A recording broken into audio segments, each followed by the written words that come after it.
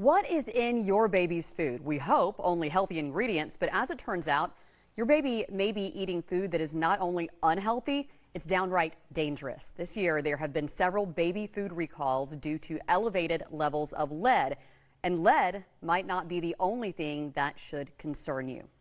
Pedram Esfandiary is an attorney who has been representing families who feel they have been negatively affected by store-bought baby food. Welcome in. You have done a ton of research through the years. So what is in processed baby food that we wouldn't expect?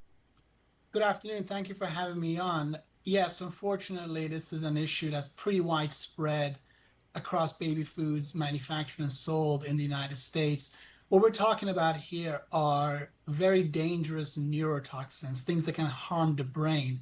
We're talking about heavy metals like lead and arsenic that have found their way into various baby food products at pretty high levels that are then sold and consumed by babies across the nation. Where is that information coming from about the heavy metals being in these store-bought foods?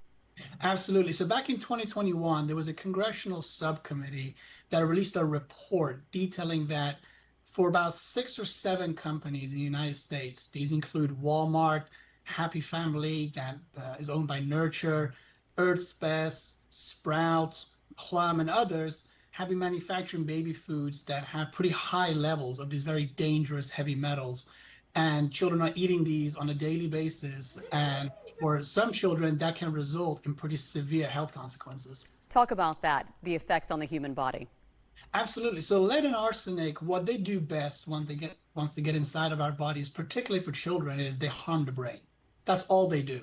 They have no biological function. They have no use or business being inside the body of a child at the levels that we're seeing in these baby foods. So once a child starts eating some of these foods on a frequent basis, day in, day out, during the most vulnerable stage of their development, from about 4 to 6 months through 3 years of age, that can have pretty significant damaging effects on their brain and lead to all sorts of issues down the road, such as lowered IQ, such as neurodevelopmental conditions like autism, like ADHD, and a host of other issues. What, if anything, are manufacturers doing to change things?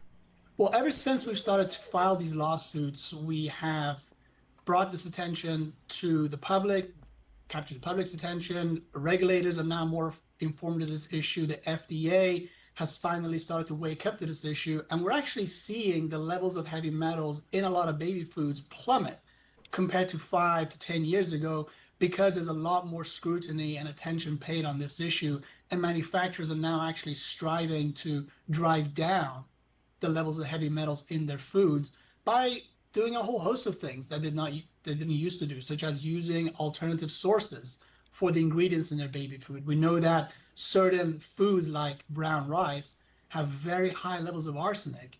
And by the way, arsenic is rat poison. It's what historically was used to kill rats. Rice can have very high levels of arsenic. So a lot of manufacturers are no longer using brown rice in their infant rice cereal because of this issue. So we're seeing changes in industry thanks to lawsuits, thanks to government authorities being more attentive to the issue. So very important before we buy food for our babies, ourselves, reading labels, doing the research. Thank you so much for joining us and giving us this information.